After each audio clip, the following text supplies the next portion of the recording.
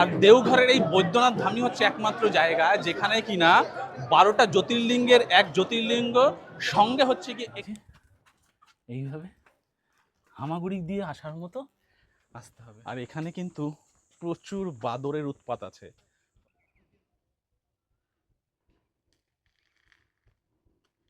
Hello বন্ধুরা, সবাইকে স্বাগত আমার আরও একটা ট্রাভেল ভিডিওতে।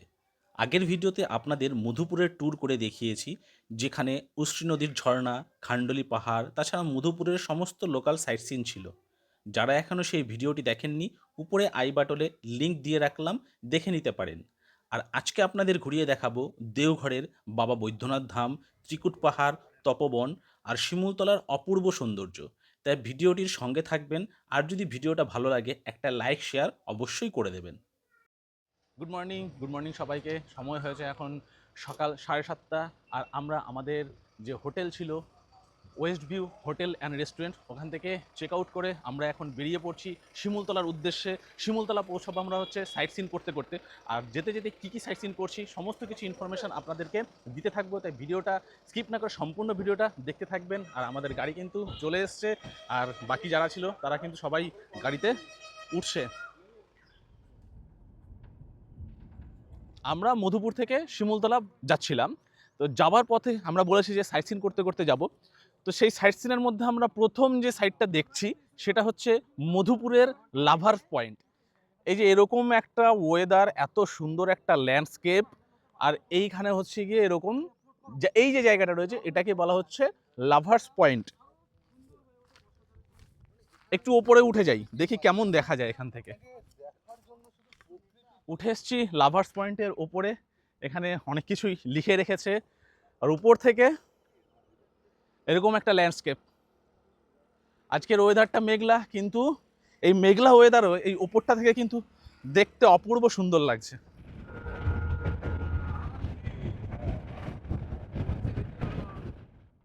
লাভার্স পয়েন্ট দেখে এখন আমরা এগিয়ে চলেছি হচ্ছে ত্রিকুট পাহাড়ের দিকে। এই যে ডান দিকে যে সুউচ্চ পাহাড়গুলো দেখতে পাওয়া যাচ্ছে এটাই হচ্ছে ত্রিকুট পাহাড়। আরেকটা কথা বলি, ত্রিকুট পাহাড়ে এন্ট্রি করার জন্য কিন্তু 30 টাকা এন্ট্রি ফিস লাগে। আর এটা কিন্তু এই ট্যুর এজেন্সি যারা রয়েছে West view hotel and restaurant, এরাই কিন্তু বিয়ার করবে। লোকের ব্যাগ ছিল, সে ব্যাগ এই মুহূর্তে আমরা চলে এসেছি হচ্ছে ত্রিকুট পাহাড়ের পাদদেশে। আমার সামনেই রয়েছে ত্রিকুট পাহাড়, আর এইখানে পাহাড়ের মানে যে কি বলবো ফাঁকগুলো দিয়ে হঠাৎ করে মেঘেদের যে আনাগোনাটা না সেটা দেখা যাচ্ছে। অপূর্ব সুন্দর লাগছে এই দৃশ্যটা দেখতে। এই সামনে হচ্ছে ত্রিকুট পাহাড়। আর এই ত্রিকুট পাহাড় কেন নাম হয়েছে, ত্রিকুট পাহাড়কে যেটা বলা হয় সেটা হচ্ছে অ্যাকচুয়ালি 3টে পাহাড়ের যে মেল, সেটা হচ্ছে ত্রিকুট পাহাড়। ব্রহ্মা, বিষ্ণু আর হচ্ছে মহেশ্বর, এই 3টে পাহাড়ের একত্রে মিলিয়ে হয়েছে এই ত্রিকুট পাহাড়। এই ত্রিকুট পাহাড়ের কিন্তু অনেক পৌরাণিক কাহিনী রয়েছে। আর ত্রিকুট পাহাড়ে ওঠার পথে কিন্তু আপনারা এরকম প্রচুর দোকানপাট পেয়ে যাবেন, যেখানে আপনাদের খাবার দাবারের দোকান থেকে জিনিসপত্র কেনাকাটা সমস্ত রকমের আইটেম এখানে রয়েছে। এখানে আসলে কিন্তু আপনাদের কোনো রকম অসুবিধা হবে না কোনো জিনিসপত্র নিয়ে।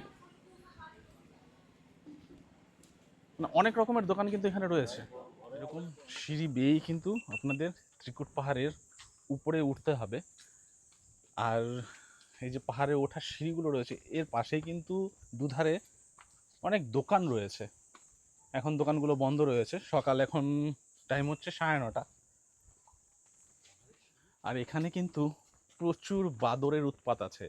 তো আপনারা আসলে হাতে তেমন কোনো জিনিসপত্র খাবার দাবার রাখবেন না, মোবাইল কিন্তু হাতে রাখলে খুব সাবধানে।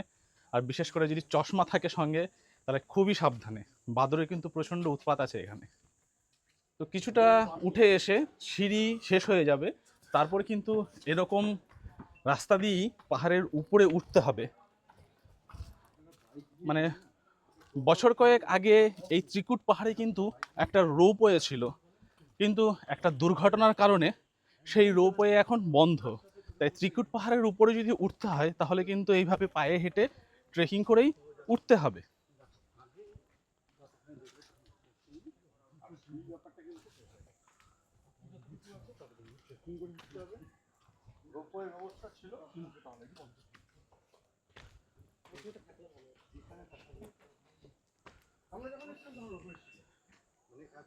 মানে ট্রেক করে যদি উপরে ওঠেন তাহলে উপর থেকে কিন্তু খুব সুন্দর সুন্দর মনোরম দৃশ্য আপনারা দেখতে পাবেন। এত বড় বড় পাথরের চাই, অপূর্ব দৃশ্য। হয়তো ট্রেক করে উঠতে একটু কষ্ট হবে, বলে না কষ্ট করলে কেষ্ট মেলে, তো সেই কেষ্টকে পাওয়ার জন্য কিন্তু একটু কষ্ট করতেই হবে। এইভাবে এরকম মানে দুধারে পাথরের বড় বড় চাই, তার মাঝখান দিয়ে পাথর কেটে কেটে রাস্তা তৈরি করা হয়েছে। কোন দিক দিয়ে যাচ্ছে একবার দেখুন, মানে সরু একটা রাস্তা, এই দিক দিয়ে যেতে হবে একদম। এই যে এইভাবে হামাগুড়ি দিয়ে আসার মতো আসতে হবে। এই যে এখানে সিঁড়ি রয়েছে একটু, এই পথটা দিয়ে আসতে হবে।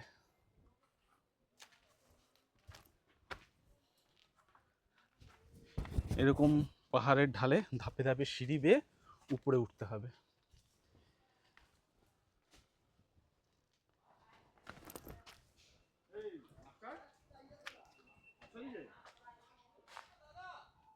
আর এই ত্রিকুট পাহাড়ের পৌরাণিক একটা তত্ত্ব কিন্তু রয়েছে, মানে কথিত আছে রাবণ যখন শিবলিঙ্গ নিয়ে মানে লঙ্কায় যাচ্ছিলেন তখন নাকি এই ত্রিকুট পাহাড়ে রাবণ বিশ্রাম নিয়েছিলেন। আর এই ত্রিকুট পাহাড়টার নাম হয়েছে কিন্তু ত্রিদেবের নাম অনুসারে। ত্রিদেব কি? ব্রহ্মা, বিষ্ণু এবং মহেশ্বর, এই তিন দেবতার নামেই কিন্তু নাকি এই ত্রিকুট পাহাড়ের নাম হয়েছে। আমরা যে 2 নাইট 3 ডেজের প্যাকেজে রয়েছি, এই 2 নাইট 3 ডেজের প্যাকেজে যদি আপনারা শিমুলতলা, দেওঘর ভ্রমণ ঘুরতে আসেন তাহলে কিন্তু এই ত্রিকুট পাহাড়টা ইনক্লুড থাকবে। পাহাড়ের পাদদেশ পর্যন্ত কিন্তু নিয়ে আসবে, তারপরে কিন্তু আপনাদের দায়িত্বে আপনাদের পায়ে উপরে উঠে আসতে হবে। আর পেছনে কিন্তু রয়েছে সৌরজিৎ।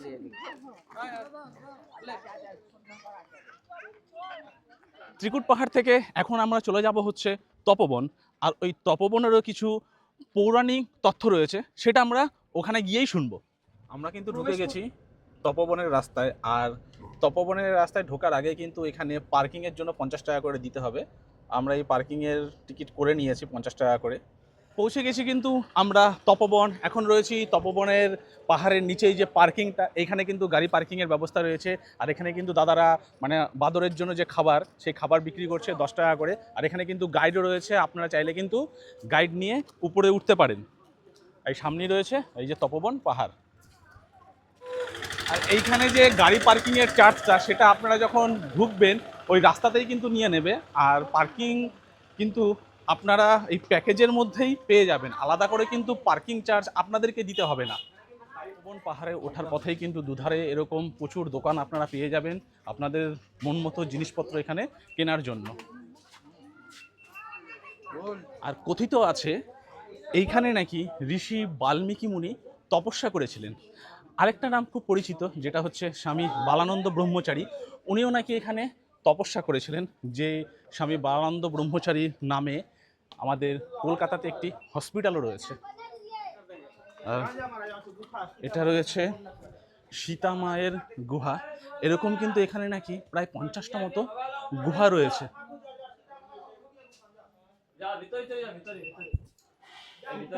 আর আরেকটু উপরে উঠে চলে আসলাম যে সীতা মায়ের গুহাটা দেখে।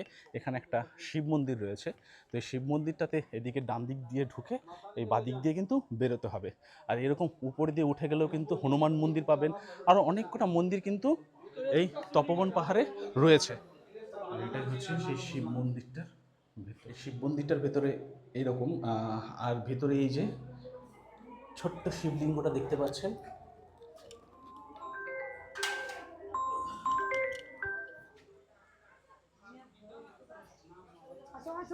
আর তপবন পাহাড়ের উপরে উঠে এসে যদি আপনাদের মানে গলা শুকিয়ে যায়, তার জন্য কিন্তু এখানে আখের রসের ব্যবস্থা রয়েছে। এখানে আখের রস পাওয়া যাচ্ছে 1 গ্লাস 20 টাকা করে।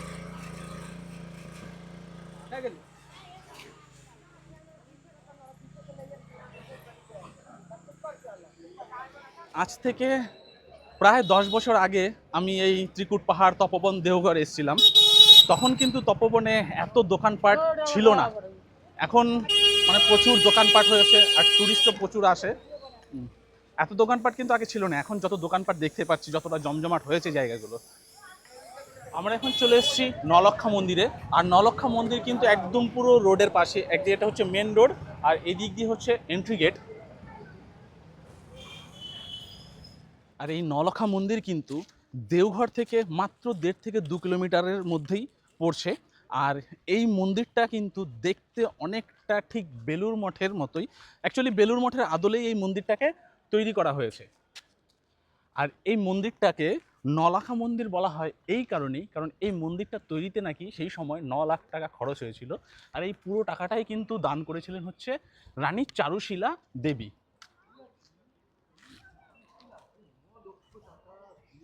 চারুলতা দেবীর যখন পুত্র এবং স্বামী মারা যান, তারপর তিনি কলকাতা থেকে দেওঘরে আসেন শান্তির উদ্দেশ্যে, এবং স্বামী বালানন্দ ব্রহ্মচারীর আদেশেই এই মন্দির তৈরি করেছিলেন। আর এই মন্দিরের জন্য তিনি যে টাকাটা দান করেছিলেন সেটা হচ্ছে 9 লক্ষ টাকা। আর এই চলে এসেছি 12টা জ্যোতির্লিঙ্গের এক জ্যোতির্লিঙ্গ বৈদ্যনাথ ধাম দেওঘর। এটা হচ্ছে পূর্ব গেট, এই গেট দিয়ে আমরা প্রবেশ করেছি, করে এই যে মন্দির বৈদ্যনাথ ধাম 12টা জ্যোতির্লিঙ্গের একটা জ্যোতির্লিঙ্গ। বাবার ডাক না আসলে কিন্তু আসা যায় না, তাই বাবার ডাকেই আবার চলে এসেছি বাবার ধামে বৈদ্যনাথ ধাম। এই বৈদ্যনাথ ধাম কিন্তু শিব মন্দিরের পাশাপাশিও কিন্তু হচ্ছে 51 শক্তিপীঠের এক শক্তিপীঠ। এখানে কিন্তু মায়ের হৃদয় পড়েছিল। আর বৈদ্যনাথ ধাম নিয়ে কিন্তু একটা ঐতিহাসিক কথা প্রচলিত আছে যে এই বৈদ্যনাথ ধামে রাবণ যখন কৈলাস থেকে শিবলিঙ্গ নিয়ে আসছিলেন, তখন বিষ্ণুর ছলে শিবলিঙ্গটা এখানে স্থাপন করেন। সেই সময় থেকেই কিন্তু নাকি এটা 12টা জ্যোতির্লিঙ্গের এক জ্যোতির্লিঙ্গ নামে পরিচিত রয়েছে। এইটা রয়েছে হচ্ছে শিবের যে মন্দিরটা, আর এইটা রয়েছে হচ্ছে পার্বতীর মন্দিরটা। আর এই দুটো মন্দির কিন্তু লাল সুতো দিয়ে বাঁধা রয়েছে, একটা অপূর্ব মেল বন্ধন কিন্তু এই মন্দিরে আসলে দেখতে পাওয়া যায়। আর দেওঘরের এই বৈদ্যনাথ ধামই হচ্ছে একমাত্র জায়গা যেখানে কিনা 12টা জ্যোতির্লিঙ্গের এক জ্যোতির্লিঙ্গ সঙ্গে হচ্ছে কি 51 শক্তিপীঠের এক শক্তিপীঠ।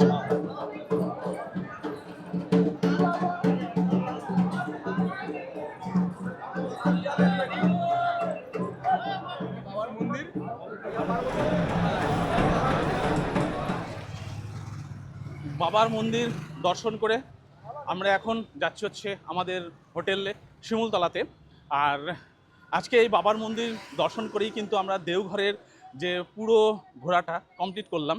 এখন আমরা আমাদের হোটেল শিমুলতলাতে যাব, গিয়ে ওখানে থাকবো, রেস্ট নেব, ফ্রেশ হব। আমরা কিন্তু এই রাস্তাটা ধরেই স্টেশন থেকে এসেছি। স্টেশন কিন্তু আমাদের হোটেল থেকে মাত্র 500 মিটার দূরত্বে। এইদিকে কিন্তু রাস্তার উল্টো দিকে রেল লাইনটা দেখতে পাওয়া যাচ্ছে।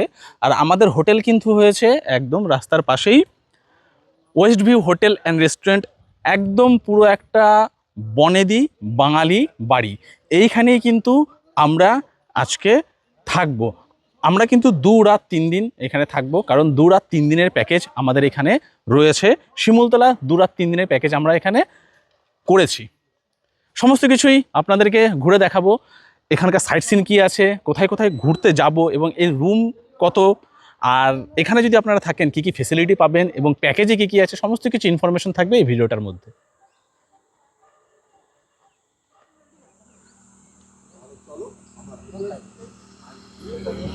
তো চলে এসেছি আমাদের শিমুলতলায় যে আস্তানা, সেই আস্তানাতে। তো বাড়িটা তো আপনারা দেখে নিলেন বাইরে থেকে, তো এইখানে কেমন রুমে আপনারা থাকতে পারবেন সেটা একবার আপনাদেরকে দেখাই। কারণ বুঝতেই পারছেন পুরনো জমিদার আমলের বনেদি বাড়ি।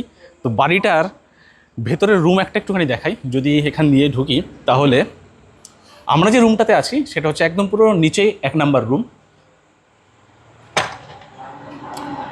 রুমটাতে যদি ঢুকি তাহলে কিন্তু সেই পুরনো জমিদার আমলের একটা ছোঁয়া কিন্তু এখনো রয়ে গেছে। কারণ কি দেখুন, এই যে জানলাগুলো দেখতে পাচ্ছেন না, সেই পুরনো আমলের জমিদার বাড়ির এরকম জানলা থাকতো।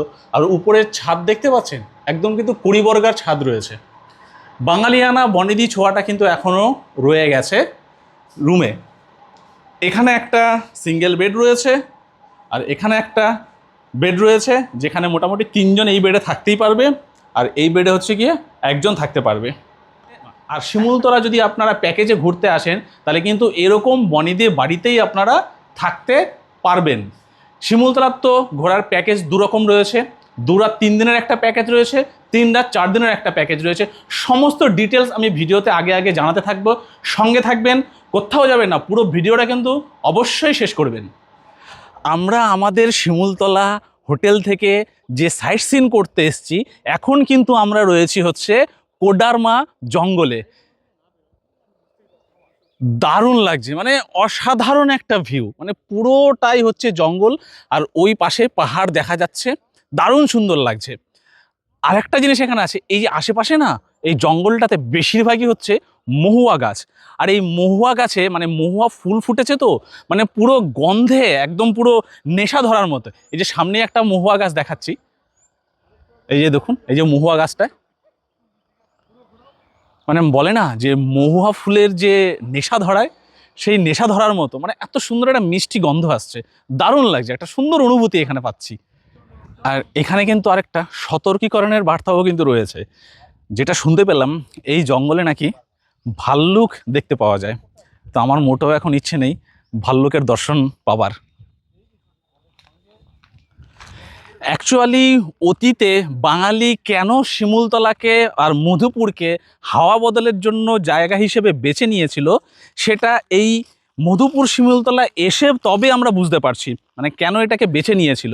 তো আপনারাও যদি এরকম এক্সপিরিয়েন্স ফিল করতে চান তাহলে অবশ্যই যোগাযোগ করবেন West view hotel and restaurant, number আমি স্ক্রিনে দিয়ে দিচ্ছি। শিমুলতলার 2 রাত 3 দিনের প্যাকেজে দুপুরে লাঞ্চে আপনারা যা যা পাবেন, এখানে রয়েছে সাদা ভাত, এখানে রয়েছে পনির, এদিকে রয়েছে এঁচোড়, ডাল আর মাছ রয়েছে, আর ডিমও কিন্তু রয়েছে। কিন্তু একটা ব্যাপার রয়েছে, এই যে মাছ রয়েছে, যে ডিম রয়েছে আর যে পনির রয়েছে, তিনটে কিন্তু একসঙ্গে পাবেন না। হয় আপনাদের মাছ নিতে হবে, নাহলে ডিম নিতে হবে, নতবা পনির নিতে হবে। আর যদি কেউই মানে আর যদি কেউ মাছ, ডিম অথবা পনির কিছুই না খায়, তাহলে তারা কিন্তু 2 রকমের সবজি পাবে আর সঙ্গে পাবে হচ্ছে টক দই।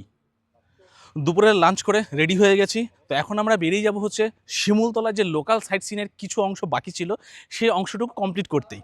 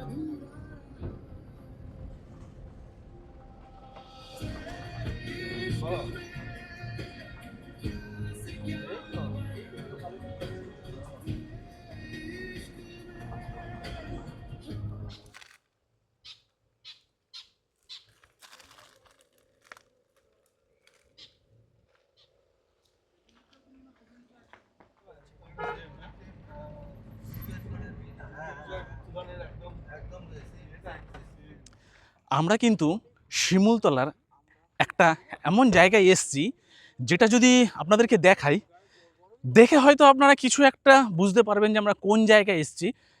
একটু আপনাদের আগে দেখাই, তারপরে বলছি।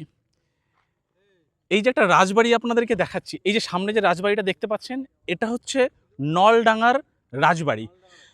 তবে এই রাজবাড়িটার সঙ্গে কিছু একটা সিনেমা সাদৃশ্যের মিল কিন্তু খুঁজে পাচ্ছি।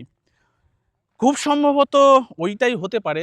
আমি যেটা বলছি সেটা হচ্ছে দুর্গেশগড়ের যে গুপ্তধন সিনেমাটা হয়েছিল, খুব সম্ভবত এই রাজবাড়িটা দেখানো হয়েছিল। সামনে হচ্ছে লাট্টু পাহাড়, ঠিক তার উল্টো দিকে হচ্ছে নলডাঙ্গা রাজবাড়ি। গুপ্তধনের রাস্তা কিন্তু এই পথে।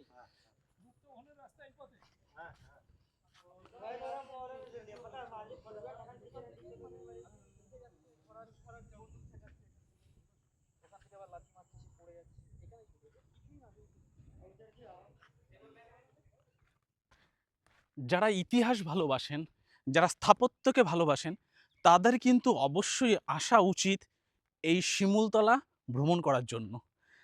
কারণ এখানে এই যে এরকম দেখতে পাচ্ছেন, যেমন নলডাঙ্গা রাজবাড়ির মতো এরকম একটা ইতিহাস রয়েছে। আমাদের প্রচুর বাঙালি বনেদি বাড়ি কিন্তু এই শিমুলতলাতে রয়েছে। তো এই সমস্ত ইতিহাস এবং স্থাপত্যকে যদি উপভোগ করতে চান এবং যদি পশ্চিমের হাওয়া বদলেও সামিল হতে চান, তাহলে অবশ্যই একবার এই শিমুলতলা ভ্রমণে আসা উচিত আমি মনে করি। এখানে রয়েছে নলডাঙ্গা রাজবাড়ি, আর এই দিকটায় যদি ক্যামেরাটা ঘোরাই, তাহলে বিস্তীর্ণ একটা ল্যান্ডস্কেপ রয়েছে। ওইদিকে সূর্য অস্ত যাচ্ছে, অপূর্ব অপূর্ব লাগছে। মানে কিছু জিনিস হয়তো ভাষায় প্রকাশ করা যায় না, এইখানে এসে সেই জিনিসটাকে ফিল করছি। একদিকে ইতিহাস, একদিকে স্থাপত্য, আর একদিকে হচ্ছে প্রকৃতি, অনবদ্য এক মেলবন্ধন। এই নলডাঙ্গা রাজবাড়ি থেকে এখন আমাদের গন্তব্য হচ্ছে ঠিক তার উল্টো দিকে রয়েছে লাট্টু পাহাড়। ওই লাট্টু পাহাড়ই হবে এখন আমাদের গন্তব্য। আমরা ছিলাম ওই নলডাঙ্গা রাজবাড়িতে, ওইখান থেকে সামনে এত সুন্দর একটা ল্যান্ডস্কেপ, অপূর্ব অপূর্ব লাগছে। একদম পুরো খেজুর গাছ রয়েছে, মানে উঁচু নিচু ছোট ছোট মালভূমির উপরে এই খেজুর গাছগুলো রয়েছে, ওইদিকে সূর্য অস্তমিত যাচ্ছে। দারুণ একটা ল্যান্ডস্কেপ, দারুণ একটা ল্যান্ডস্কেপ। আর ঠিক তার অপোজিটেই রয়েছে কিন্তু এই লাট্টু পাহাড়। আমরা এই পাহাড়টার উপরেই এখন যাব। অমায়িক জায়গা শিমুলতলা, অমায়িক জায়গা, মানে আপনাদেরকে আসতেই হবে। আমি তো ফুল রেকমেন্ড করব এই শিমুলতলা আসার জন্য। আর শিমুলতলা আপনারা যারা ঘুরতে আসবেন তাদেরকে বলে রাখি, আপনারা বুকিং করবেন হচ্ছে West view hotel and restaurant.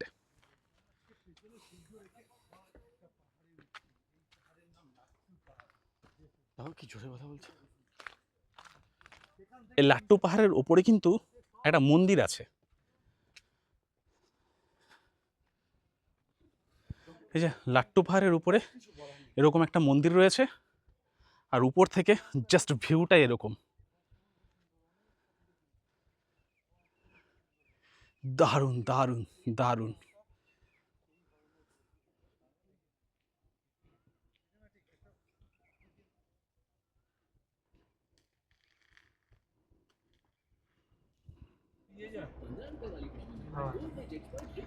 অসাধারণ একটা দৃশ্য, অসাধারণ দৃশ্য।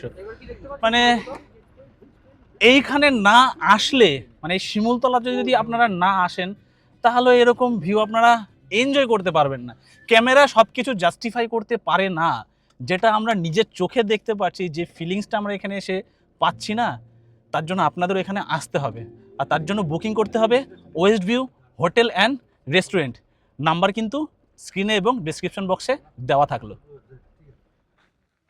এই শিমুলতলাতে তো বললাম যে অনেক পুরনো বাঙালি বনেদি বাড়ি রয়েছে, এখনও কিন্তু সেগুলো রয়েছে এখানে।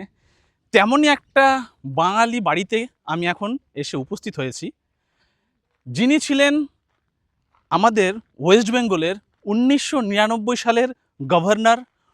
তো ওনার বাড়িতে এখন এসে আমরা উপস্থিত হয়েছি, আর উনি হলেন জাস্টিস শ্যামল সেন। এই হচ্ছে তার বাড়ি। আমরা ভেতর দিকটা একটুখানি যাব।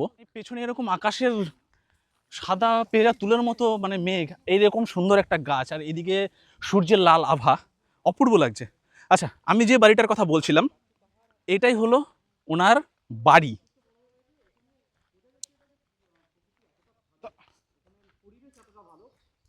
এই যে এখানে কিন্তু আম গাছটাতে অনেক আম ফলে আছে, আর এখানে হচ্ছে রাজবাড়িটা, আর এটা হচ্ছে জাস্টিস সেনের বাড়ি।